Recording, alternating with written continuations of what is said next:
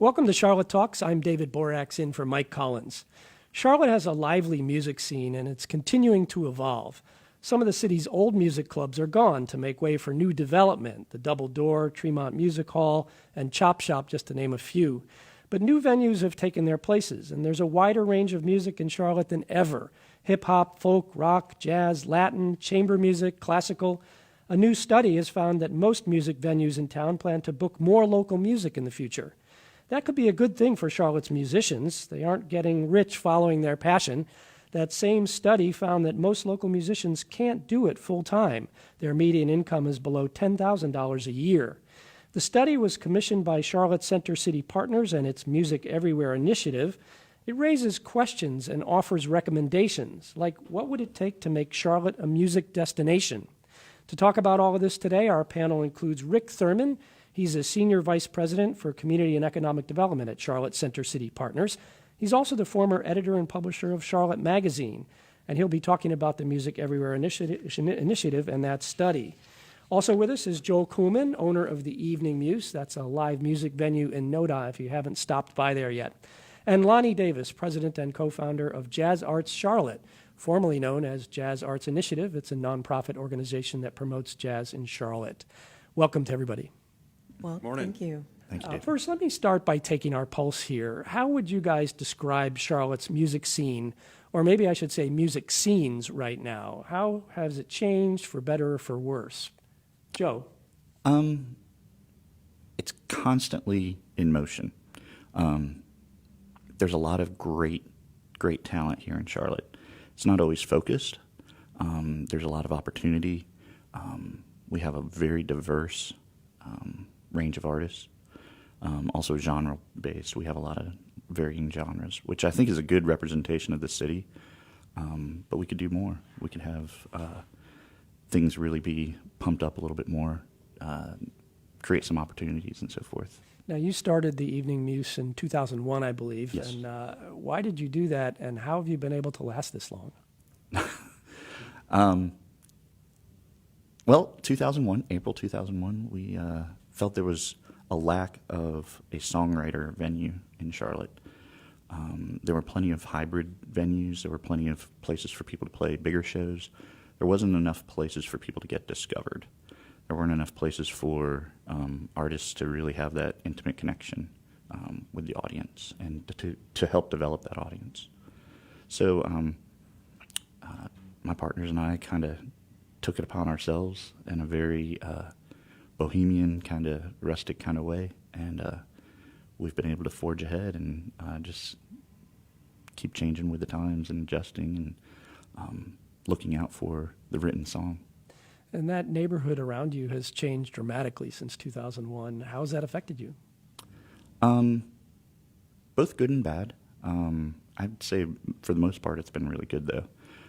To me, it's more about making the adjustments. There's certain things there's certain progress that you can't change. So there's a lot of us that, in our artist heart or whatever, like want to fight certain things. And I find that it's more beneficial for the business side of it and to have it as a resource for the rest of the community to keep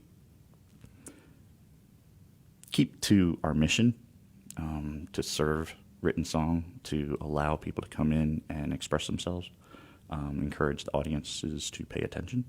So keeping people quiet, keeping people interested, putting the focus on the music, and having a good time. Well, one of the things that's changed in your neighborhood is there's a lot more residential housing, apartments, that sort of thing. Sure. New people moving in. You've got the light rail stop right there. Has that affected your crowds at all? It's created more foot traffic. There's definitely more people on the streets. We're an entertainment and, eating district, food district. There's a lot of great restaurants that have popped up in that area. There are a lot more housing opportunities. So there's a lot of new apartments and stuff that have come in. So the density is picking up. The light rail is definitely having an influence on that. As far as the music side of it, we're a destination. So unless people are coming based on the show, it's not really something that people just will take a chance on and just pop in. So. Mm-hmm. Well, let me ask you, Lonnie Davis. You're the president and co-founder of Jazz Arts Charlotte, and you're a promoter. You're also a musician yourself. I believe you play the flute. Is that right? That's correct. And you grew up in New Orleans. What is your sense of the situation in Charlotte right now as far as the music scene goes? I think Charlotte has come a long way since I moved here back in '06. I have certainly seen some growth and development on the music scene, and it's very encouraging. It is, and I do agree with Joe. I think we still have a lot of work to do to get to where where our fullest potential is. But I have certainly seen some really positive movement along on the scene. Talent is certainly here. Mm-hmm. They just need more opportunity. So Jazz Arts Charlotte is a nonprofit. You guys founded it in 2007, I believe, or 2010? 2009. Okay. And tell us a little bit about that. What's your goal, and where do you host concerts, that sort of thing? Yes. So Jazz Arts Charlotte, once Jazz Arts Initiative. We're, of course, based here in Charlotte. Our mission is to connect the community and develop an audience for jazz through education, quality education, performance, and musician support. So those are our three main focus areas, with education being primary. The organization was created after, my husband and I, O.C. Davis, moved here from New Orleans following Katrina. And we immediately noticed that there was a void in the city. We noticed that, it was really interesting because we saw, such a beautiful city with so much potential, but there were, for us, some really obvious things that weren't here. We could not find a center for where music was happening. We couldn't put our finger on where the musicians were hanging out. And musicians were not connecting with each other. And those things were a little bit startling. And so about 3 years in, after we got acclimated, we decided to start this organization to support jazz. And so we focus certainly on education through our Jazz Arts Academy. And what is that? The Jazz Arts Academy is our education umbrella for the organization. We offer a number of different educational programs, and we'll be expanding more programs in the fall. But currently, we have a Jazz in Schools program. We service students K through 12 through assemblies and residency programs in their music departments. We also do programs outside of schools, which would be our Jazz Youth Ensembles and Workshops program. That's middle and high school students we work with on a weekly basis, and we teach them how to play the music and all the things that go with being a performing, musician, and give them opportunities to play in professional settings around town. We also have jazz camps for middle and high school kids. We'll be expanding to offer preschool programs or early childhood programs, Introduction to Jazz, the Weebop program. We'll be bringing that in from Jazz at Lincoln Center, so we're really excited about that, as well as some adult jazz education programs in the fall. So we're excited about that as well. And tell me about your concerts. We, 6 years ago, this past April was 6 years, we launched the Jazz Room, which is a monthly concert series that happens at the Blumenthal Stage Door Theater. We convert that space, it's a black box, we convert it into a jazz club setting with a bar in the corner, cabaret tables. It's very intimate and casual. And the goal is to feature local, regional, and national artists all on one stage, bringing those musicians together, oftentimes for the first time. They play together. They meet on the bandstand, and it's a really cool environment because the audience they're so close to these musicians. Very affordable pricing because it's not about us making a lot of money there. It's really about giving exposure and access to the music, and so that's what it's all about. Not only giving these great musicians a platform, but also giving the community an opportunity to hear some high quality music. Mm-hmm. Well, let me ask you, Rick. Your first job in Charlotte in 1994 was at a music store in Eastland Mall. They tell me you were selling records. And you wrote and edited about music with Charlotte Magazine. How do you see the music scene here right now? I would use one word, and that's potential. I think what you just heard Joe and Lonnie talk about are first of all, there's a lot of people like Joe and Lonnie that are growing this music scene a variety of different ways. I think you heard Joe talk about his club, but also his focus on the artist and making it a home for musicians and honoring the work that they do, and a lot of the other initiatives he started. And you heard Lonnie talk about essentially developing a place for musicians to meet each other and hang out, and now the education focus. So there's a lot more people like these guys doing that work, and there's so much talent here. But really, it's about potential. I think what the study showed was talent. I think it showed interest in local musicians to stay here and play here, and then I think it also showed a demand and a desire from the audience side. And so the key is to connect all of that. Well, you've talked about the local music scene as being undervalued. What do you mean by that?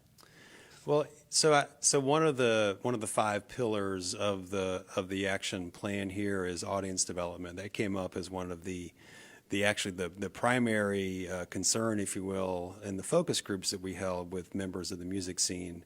And it's easy to I think it's a lazy narrative to say that, people don't want to come out to shows.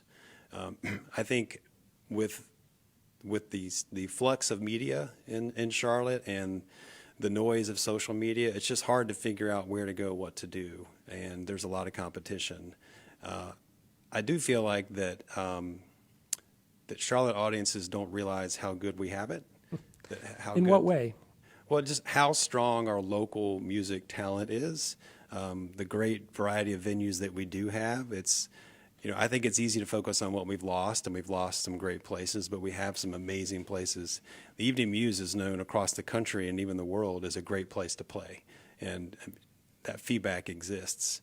And there's so much talent here. On any given night, you can go out and see a great local musician play. What I don't hear is the general population, just as a matter of course, saying we have a great music scene here. So one of the measures of success that I would say, one of the things we would look for as success, is that at some point it's just accepted as fact among people in Charlotte that we have a good music scene, whether or not you go to music shows or not. It's a thing that you know about your city and a thing that you're proud of. So you're suggesting that that's part of what's missing, is that a lot of people don't even know what we have, or they don't understand how valuable it is. I believe so. Mm-hmm. Well, your organization has been leading a push. I'm talking about Center City Partners now. Has been leading this push to promote Charlotte's music industry, and you have this initiative called Music Everywhere. We just a little bit before the break here, but where did this come from? Well, it came from a recognition of those things I just said, and also a recognition that a strong music scene industry is important for a variety of reasons beyond just going out to see great shows. It matters for economic development, it matters for cultural development, and those are all lanes that we play in. So we thought, why don't we tackle this holistically from the music side and see where we can go with it. Well, I want to talk some more about Music Everywhere and the study that you've just come out with. It's time for us to take a break. We'll be right back with more in just a minute on Charlotte Talks on 90.7 WFAE. I'm David Borax.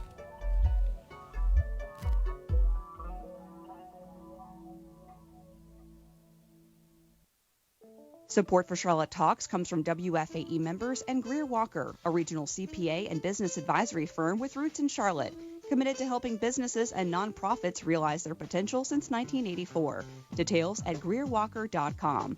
And from Doctors Making House Calls, 105 primary care and specialty clinicians helping complex patients avoid unnecessary ER visits and hospitalizations. Clinical positions available throughout the Carolinas. Info at DoctorsMakingHouseCalls.com. On the next Charlotte Talks, the new book, The Hill to Die On, tells the inside story of President Trump's first 2 years in office, as viewed from Capitol Hill. We talk with author Anna Palmer about that and other political topics in Washington tomorrow at 9 on WFAE and WFAE.org. Coming right back to our conversation about Charlotte's music industry. If you're looking to add some more music to your playlist, check out WFAE's Amplifier, the podcast that explores the Charlotte music scene, available wherever you get podcasts.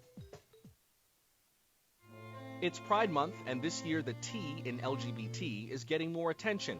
The Trump administration is challenging some protections for transgender people. New rollbacks affect the military, schools, and healthcare, many of which are the targets of lawsuits. I'm Joshua Johnson. Who's fighting for trans rights? And are they winning? Next time on 1A.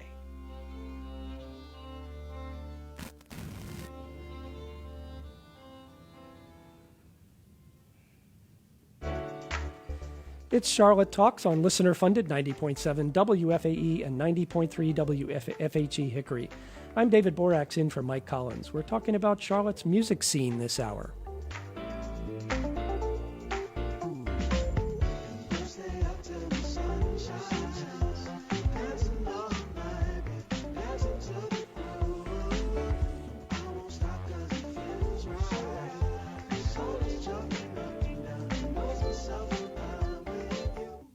That's Charlotte-based artist Jason Jett and his song Up All Night. We have a little flavor of the local music scene here. Our panel today, Rick Thurman of Charlotte's Any Sitter Partners, Joe Kuhlman, owner of the Evening Muse on North Davidson Street, and Lonnie Davis, president and co-founder of Jazz Arts Charlotte. And before we continue, I need to mention that this conversation about music continues tonight with a Music Everywhere town hall meeting. It's at 7 o'clock at the Neighborhood Theater on 36th Street in Noda.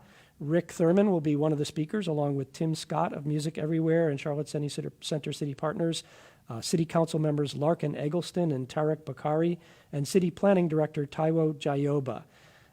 Rick, can you just give us a quick heads up about what this program tonight is all about? Yeah, so this is actually a town hall that's co-hosted by the council members you mentioned who've been great champions of this initiative from the beginning, a true bipartisan initiative.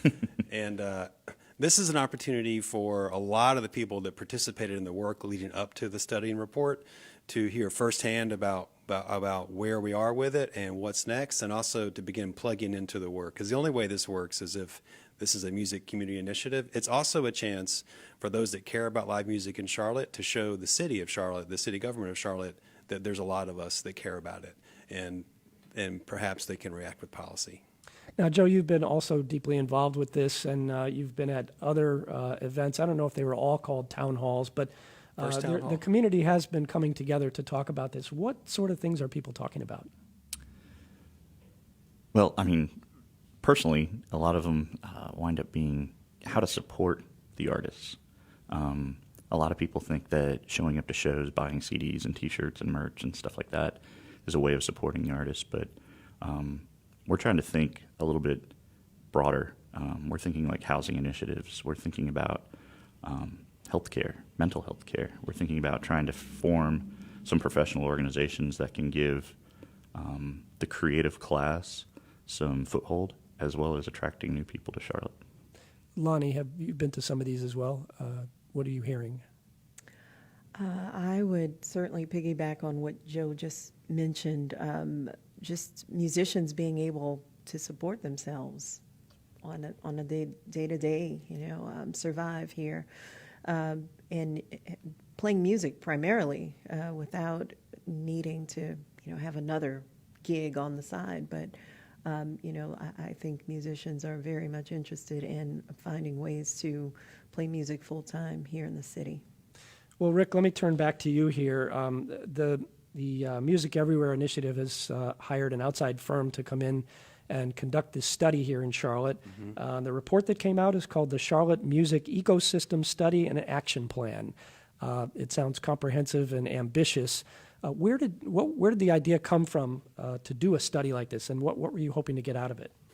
So we began convening a cross-section of people from the music scene probably about 18 months ago, and quickly realized that we couldn't get anywhere just based on anecdotes, that there's a lot of ideas and thoughts and opinions about what's going on in the music scene, but what we needed was data. What we needed to respond to was data. So we identified this firm out of Austin, Texas, who's really good at this. Sound Music Studies, right? Sound Music Cities. Sound Music Cities, of Austin. They've done similar studies in other cities, and according to what your folks have told me, you did an online survey with about 1,800 people, mm-hmm. and in-person interviews with about 70 people, and And we also tapped into the Your Voice CLT, which is through the UNCC Urban Institute, which did a broad, short survey to the entire county, to their sample of the entire county.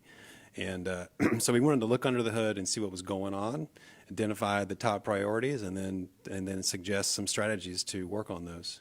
And I know you also have been working with Joni Deutsch, my colleague at WFAE, who does the Amplifier podcast, which over the past year has really shown a spotlight on the music community here and all the different genres. I think, have all of you been on it now? I think a couple of you have been on it anyway. Mm-hmm. But Rick, broadly speaking, what did you learn from the study? And if you want to drill down into some of the areas. Yeah, so I think you've heard a little bit about what we've learned, and we mentioned some of it earlier. I think generally speaking, we heard a desire among creatives and musicians to stay in Charlotte and do what they do, but the need for some more support. And also, I think what we learned is the need to find ways to make money from their music besides just playing gigs. So we've identified a variety of different opportunities for local musicians to earn some revenue from music besides just the 2 or 3 ways they're currently doing it. But to get there, what it's going to take is some organization on the part of the music community to represent themselves, whether it's to hold a sort of a one-day summit where they can all sign up for all the different licensing platforms that are out there to make sure they're getting paid for their music, or to learn. The other thing we heard from musicians was we need help understanding how to market ourselves, that so many musicians, what they would rather do is spend their time making music and playing music and not having to worry so much about running their business. And so if there's any way we can provide some support, by we, I'm meaning, I'm not sure who, but some support for that, mm-hmm. Not Center City Partners, for example. Mm-hmm. Well, let's look at some of the other stats that came out of your study. And again, this was 1,800 people answering online, plus the in-person interviews with 70 people. We found from this that most musicians here consider themselves freelancers. Only about 15% have full-time jobs in music, according to the study. Only 22% have no other income besides their music. And this is a sobering statistic for all of us, I think. 59% said they earn less than $10,000 a year from music. So to your point, this is something that we need to build that. Yeah, and this isn't necessarily unique to the city of Charlotte. The music industry in general is in flux, but certainly identifies some challenges to work on there. Mm-hmm. Well, it's also like today, people are talking about it being like a gig society. Well, a lot of musicians have been living by the gig for a long time. Literally. Literally. Yeah, as opposed to, every performance is basically a small business contract with everyone that's involved with that particular event, as opposed to a 9-to-5 typical job. So those opportunities, it is a gig society, and trying to figure out ways to be able to stay true to your music and not have to completely marginalize what you want to do, and having to turn that artist off is really important. Do we have musicians across all genres who are making it as musicians, making a living at that, or is it focused in certain genres? That's a good question. I can think across most genres, I know people that are making a living at it.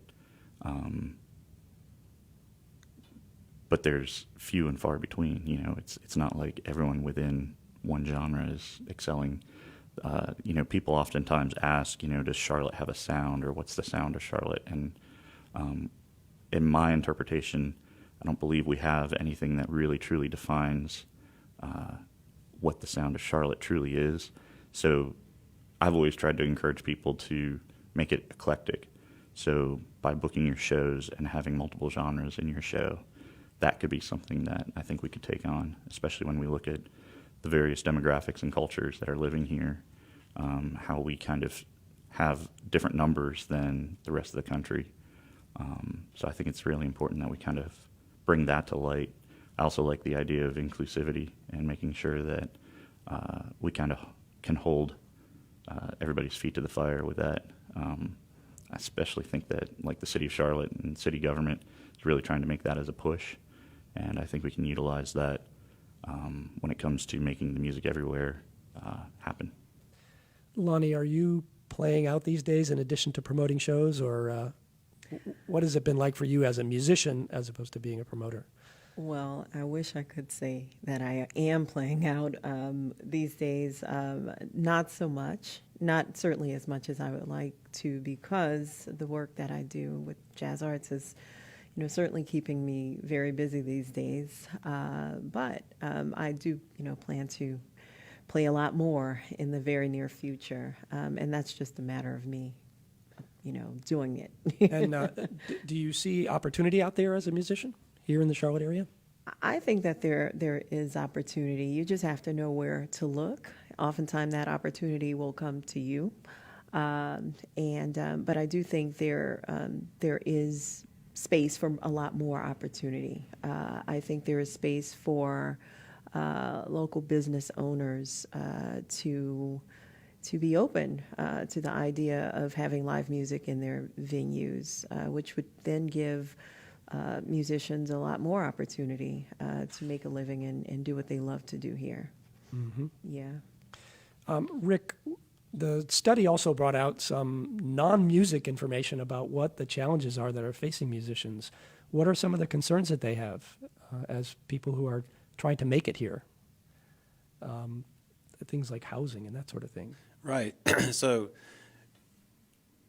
I think a couple things. One is that we're not necessarily at the critical point yet for affordability with housing. And of course, certainly this is a citywide conversation we're already having. But we're getting close with musicians. You already heard the income statistics. So it's tough for a musician if you're having to spend a disproportionate amount of your time worrying about where you're going to sleep each night or worrying about how you're going to pay your rent each month. And it makes it an easy decision to decide to go somewhere else. Mm-hmm. So we'd like to avoid that. So I hope that something that comes out of this is some affordable housing initiatives where we're thinking about creatives and musicians as recipients of that. I guess folks who are trying to make it as musicians also face issues besides housing, like health insurance, which is a national problem, and finding a rehearsal space or a place to store your gear. Yeah, I mean, everything's limited based on money. I mean, so if we're not, it's funny. I had a situation not too long ago where, a company that actually makes money by selling musical equipment didn't want to pay musicians to perform for one of their events. And I was like, well, those musicians aren't going to have money to buy the stuff that you're selling. And it just seems to be an ignorance that's kind of going around. Is it a sign of the times? I think it's just an inevitability that a lot of times artists tend to get taken for granted and taken advantage of. Lonnie, as somebody who's promoting music here and you work with local musicians, what are you hearing from them about these issues that they face? Well, the days of playing for exposure are over. As in free? As in free, yes. In my mind, those days are over. And we, as an organization, we don't ever, these days, ask any musician to play for free because we know that free and exposure doesn't, put food on your table. And so it's very important that musicians and their skills are respected, just like any other profession. I mean, musicians and artists, certainly do bring value to our community, and so they should, certainly, be paid for the work that they do because they enrich our lives. So, as somebody who's promoting music, how do you make sure that happens?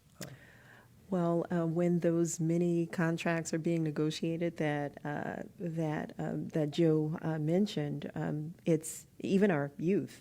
When those conversations are being had, we make sure that there is some type of an honorarium so that we can start training these young musicians to understand their value, as artists. Sounds really important. Absolutely. And also, having musician support is one of the focus areas of our organization. We do our best for musicians and, and we certainly understand the struggle, as musicians. And so we work really hard to make sure that they're getting as much as they can get for the service that they provide. So we've been talking about the struggles that musicians face. Both Lonnie, both you and Joe are promoting music here, and you're a nonprofit. Joe is a for-profit business. Maybe that's a little bit of a joke, but anyway, let's back up a minute and tell me a little bit about how Jazz Arts is funded. Jazz Arts is funded by both earned and contributed revenue. We do things like, of course, Jazz Room. So ticket sales. Tuition for our educational programs, but most of our funding comes in through individual support and grants and sponsorships. So individual support would be donations to the nonprofit, and then you write Yes. grants. And what kind of grants are out there for a group like yours? Where do you get the money? Well, there are a few government grants, state grants, local county grants, like general operation support through organizations like the Arts and Science Council, which helps to keep our lights on. And then there are program-driven grants that support capacity and development of new programs. So and maybe a technology. grant that goes specifically for education program or something like that? Correct. There are quite a few that want to support education, and I think that's great because, that's how you keep the music playing, is through, supporting those educational programs. And so we look for funding in every area possible so that we can, have a very well-rounded and balanced funding resources. You've been doing this for 10 years now. How has it changed? Has it gotten any easier? Does it go up and down? As we grow, the opportunity to find support and funding also grows, and the needs grow. So as our programs grow, we need more funding. We need more of everything. So it's certainly nonstop. But it's a good thing because we want to continue to grow. We're only scratching the surface as far as what we want to do in the next 10 years. And does your longevity help with funders? I think so. I think having a history of doing work in the community certainly proves to funders and potential funders that you're not a flash in the pan, and that this work is valuable and needed. And so we try to build on the programs and the work that we've done over the last 10 years, and with an opportunity to be able to share our future vision with those funders, so that they could also see what we see as far as the potential for what can be done here in Charlotte. Is there money from beyond Charlotte that can also be brought here to help you? I would say absolutely, and we do have a couple of national grants, like through the Knight Foundation. They're based out of Miami. We're also funded through the Ella Fitzgerald Foundation in California. Mm-hmm. So, there's certainly greater, national funders that support jazz in communities like Charlotte. That's Lonnie Davis of the Jazz Arts Charlotte group. We're also with Joe Kuhlman, owner of the Evening Muse, and Rick Thurman from Center City Partners. It's time for a break. We'll be right back.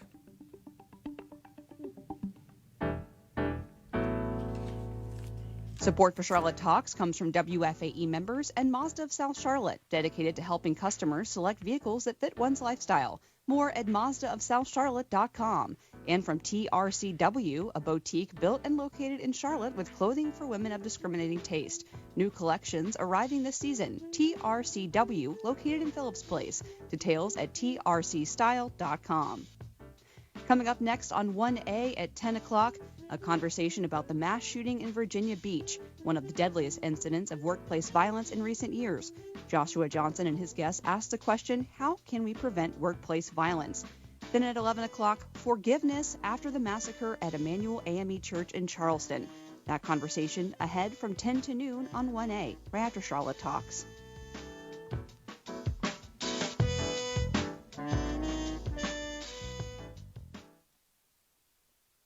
It's your world. We help you explore it. A photo taken near the summit of Mount Everest is bringing new attention to the world's highest mountain. This snapshot shows... It's your community. We help you understand it. Charlotte, as a community, decided to create a housing trust fund. We haven't been able to have that discussion yet in Gaston County. WFAE's Morning Edition is an essential way to start your day and stay connected to your world. Listen weekday mornings from 5 to 9 on 90.7 WFAE. It's Charlotte Talks from WFAE and WFHE. I'm David Borax in for Mike Collins, and we're talking all about Charlotte's local music industry.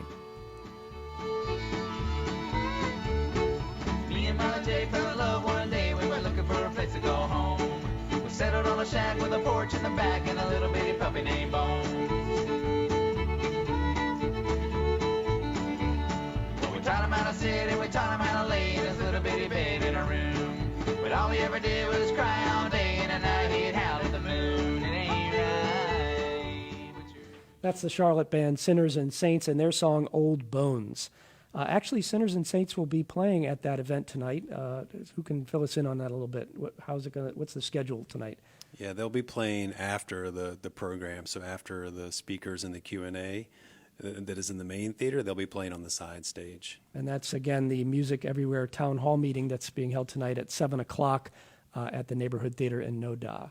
Joe Kuhlman, I want to come back to you. As a club owner and a promoter of music, what are the challenges you face? We've heard all about the difficulties that the musicians face, but what about you? I think one of our biggest challenges is balance, making sure that we're serving a variety of genres and music fans so that we're not abusing any one particular pocketbook. I know that sounds a little silly, but it's like if we're being a true representative of what's happening and who's living in the city, then I think music venues tend to do better.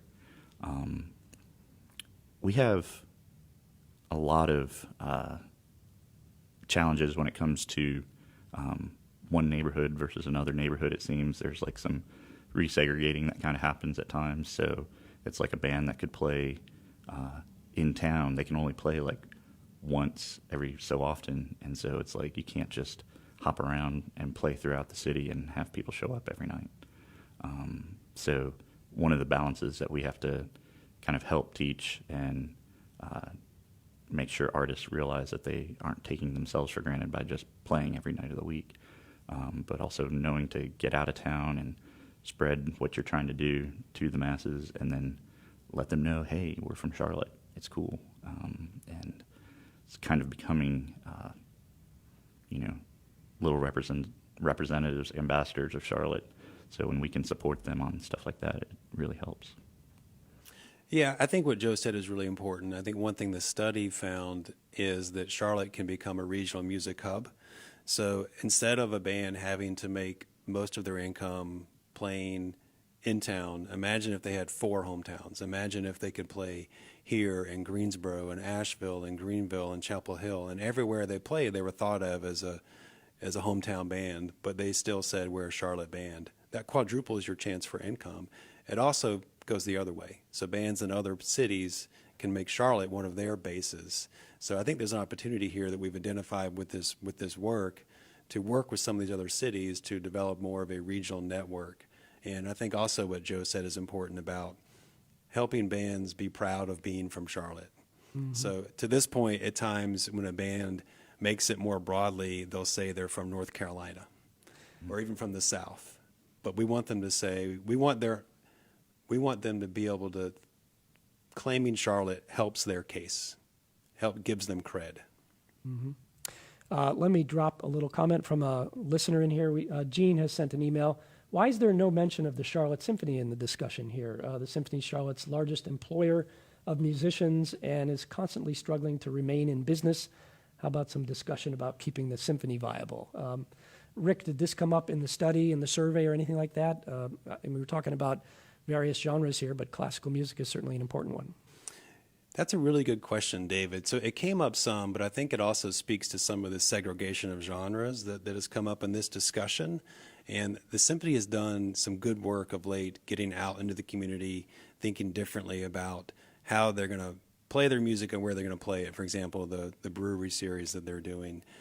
But I think what the study also identified is that the siloing of genres is a challenge, and I think that's where that's represented. That so often when the average person talks about the music scene, they don't think of classical as part of that scene, but it absolutely is. And so many of those musicians that play for the symphony play in other groups or in other ways or contribute to the music economy here and in a variety of ways that ought to be recognized and amplified. You know, in some ways, what the symphony is doing may be a model for others. They have really reached out and developed a network of venues around Charlotte, in addition to uptown where their home is. But you can go to concerts in North Mecklenburg or Matthews, places like that, and they are available, you know, in where the listeners are in other places. And I'd put a plug in here also for chamber music, which is a branch of classical music. I think there's a pretty lively chamber music scene here that people may not know about, but there are everything from house concerts to brewery concerts and that sort of thing. WDAV, the other public radio station in our area, hosts a brewery series right now, and it's very successful. Those are usually close to sold out. The DAV does a great job supporting local musicians. Mm-hmm. Another person has said on Facebook, Michael, instrumental music is lacking in Charlotte, according to Michael. Instrumental bands get turned down a lot, which makes the city seem like it only desires music with lyrics. Can this change? Is that accurate, Joe? And can this change? I don't know if that's like Lonnie might truly disagree. accurate. Yeah, I would disagree with that a little bit, especially a lot of the jazz and a lot of the fusion music that's going on, a lot of the funk music that's going on, which, interestingly enough, comes from a lot of musicians that also, you know, step into the gospel world as well. And there's a lot of harmony that's kind of happening within those genres around town. So I think there's a lot of instrumental. There can always be more. I think that a lot of times it takes a certain sophistication that, you know, today's music listener isn't necessarily as adept to listening like that. I definitely agree with you, Joe. I think there's a huge desire to hear instrumental music, at least from my experience. People are hungry for it. So, yeah. There was a great show this past weekend at Snug Harbor led by Akita, which is a mostly instrumental kind of funk fusion jam band that was, I think, packed to the gills. Mm-hmm. Well, let me go back to something that you said earlier, Rick. You mentioned that the study found that there's an opportunity for Charlotte to become a regional music hub. And our local historian, Tom Hanchett, reminds us that Charlotte was once a hub for country music recording, as well as gospel and blues and jazz. The Carter family recorded here. So did the bluegrass legend Bill Monroe. What happened to that, and what's it going to take to get it back? Well, Tom can probably answer that better than we can, because I love how he says that Charlotte was Nashville before Nashville was Nashville. It's true. Yeah, and I don't know all the particulars around it, but essentially that world moved to Nashville, and we did lose that world. So I don't know if it's a question of getting something back as building on what we are now. And Charlotte is not the same place it was in those days. It was a much smaller place, and there weren't 1 million people in the metro area. So new opportunities, I guess. Let me dig a little deeper here.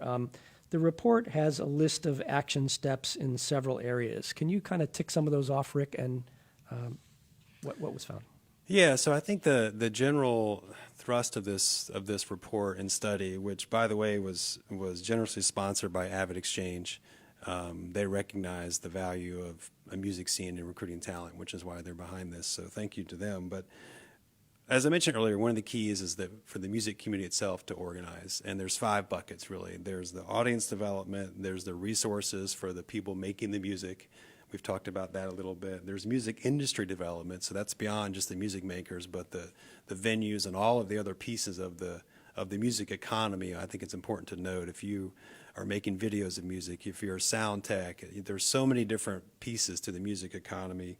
There's also the, for lack of a better term, the Charlotte Music Coalition, which is the organizations like ours. It's city government. It's the folks at the government level, the sponsoring level, that can carry this work moving forward. And then there's also, I think, this really important piece that ties it all together, which is music's role in diversity, equity, and inclusion. This is a civic conversation we've been having. The only thing that brings people together like music is food, those two things. So I think there's a real opportunity here for music to be at the table in a lot of these civic discussions. And I would say one ancillary piece are the fans. You know, the question I get the most as a fan from other fans is, this is great, how can I help? So we provided some ideas in here as to how fans can be a part of this movement. Mm-hmm. Well, those 5 action steps are fairly specific. I think there's a list under each one of those areas in the study. Who's going to do this and who's going to pay for it? So for any listeners that want to read it, it's at musiceverywhereclt.com. You can download the entire thing and read it at your leisure. So we're all going to have to do it. That's the question I get the most. It's going to have. So when somebody says, "What are you going to do about it?" I say, "Hey, there's 37 ideas in here. What are you going to do about it?" You know, pick one that speaks to you. Reach out to me or somebody else, and we'll connect you with people that are doing some of this work. And I think once some energy forms, we'll be able to see where those pockets of energy are, and that'll make it a lot easier to fundraise around it. So your group, Charlotte Center City Partners and Music Everywhere, is kind of convening this right now, and I think people are looking to you, but what you're saying is it needs to get off your back pretty soon. I think actually more what Rick is trying to say is that we're not as connected as we could be. We're not taking advantage of our resources as the music hustle. You know, there's a lot of us out there that are doing our own things, and because of the economics of it, we've all had to be kind of singular in all of our efforts as opposed to working as a team and working together. So I think it's more about combining efforts, recognizing and, you know, appreciating what everybody else is doing, kind of understanding each of our stories a little bit better, learning our strengths, learning what we can kind of lean on each other for. Also, it's like, stop taking ourselves for granted. Stop taking the Charlotte music scene for granted. And that's for fans as well as musicians. Two of the things that stuck out to me in the recommendations are, number one, the formation of a musicians league here. And number two, the formation of some kind of an industry group of venue operators, promoters, that sort of thing. First of all, do we have anything like that right now for either of those? What about for musicians? Is there anything? There's AFM, which is actually having a lot of troubles. Which is what? American Federation of Musicians. And is that a local group, or? It's not local, it's national, mm-hmm. And there are members here locally within that. But I mean, they're even having problems with covering their pensions coming up and so forth. How about for venue operators and promoters? Is there anything right now? No. So I would love to see Joe co-chair a venue alliance, just to throw that out there. Well, I was just going to say, who's going to step up and do this? I mean, we can talk about it until the cows come home. There have been plenty of studies like this in Charlotte in the past, and it always comes down to, when do you get past the meetings? Yeah, it's getting that new blood and new energy and learning from our past mistakes and learning from each other and gaining a more urgency. Mm-hmm. You know, I've been in Charlotte 25 years, one way or another, participating in the music scene, never as a player. And I would say in the last 3 years, there is a undercurrent of energy that I have not seen before. There's a desire among a broad swath of people to make a difference, to make something happen. Part of that's just driven by the younger generation that is moving here with plans to stay here. And there's an opportunity to tap into that. And there are groups forming, and there are people getting together and meeting about some of these that are really taking some of this work and saying, okay, people are paying attention, now's our chance. And, you know, we're not going away. You know, speaking of me and Center City Partners, we'll be lurking in the background. We'll be grinding away, doing what we do to keep this moving. But for it to be sustainable, that broader energy has to form, like Joe's talking about. So is there a role for the city here? Daniel on Facebook is asking about, with all these venues going away because of development, what can the city do?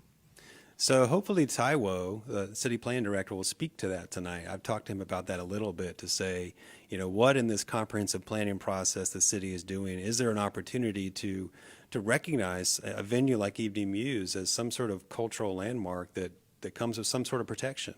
You know, that one of my personal reasons why I'm inspired to do this work is because the Double Door was one of my favorite places on earth. And I always wear my Double Door T-shirt at the meetings like tonight to sort of remind myself why I do this. Mm-hmm. Well, we have just a couple of minutes left here. Ryan on Twitter is asking, I'm constantly searching for new local music, and maybe this is a good way to go out. What are some of your favorite local groups and genres that you're able to hear here in the Charlotte area? Who wants to jump in here? I got a lot of them. I would say one of the favorite singer-songwriters today that's going on is Dane Page. Yes. Ross Adams is one that comes to mind. Ministry is a great jazz fusion junket that we really like those guys. Lonnie, you got some folks in mind? There are a ton of amazing musicians, and in jazz there are not a whole lot of bands, but they do a lot of freelance work. But I could certainly name a long list of super talented Charlotte-based musicians. Come out to Jazz Arts and hear some here. Rick, you got a couple of ideas here? Yeah, one of my favorite local bands is the Mike Strauss Band, and they're actually having a CD release party. Great voice. He's a great songwriter, and a couple weeks at Free Range. I also love Elevator J, hip-hop artist, and Dane Page as well for singer-songwriter. Well, Rick Thurman of Center City Partners, thanks for coming. We're also talking this morning with Joel Kuhlman, owner of the Evening Muse on North Davidson Street, and Lonnie Davis, president and co-founder of Jazz Arts Charlotte. That's all we have time for. And don't forget, the conversation continues tonight at the Music Everywhere Town Hall meeting at 7 o'clock at the Neighborhood Theater. More information at musiceverywhereclt.com. I'm David Borax. Thanks so much for listening this morning. Thanks, David. Thanks, David.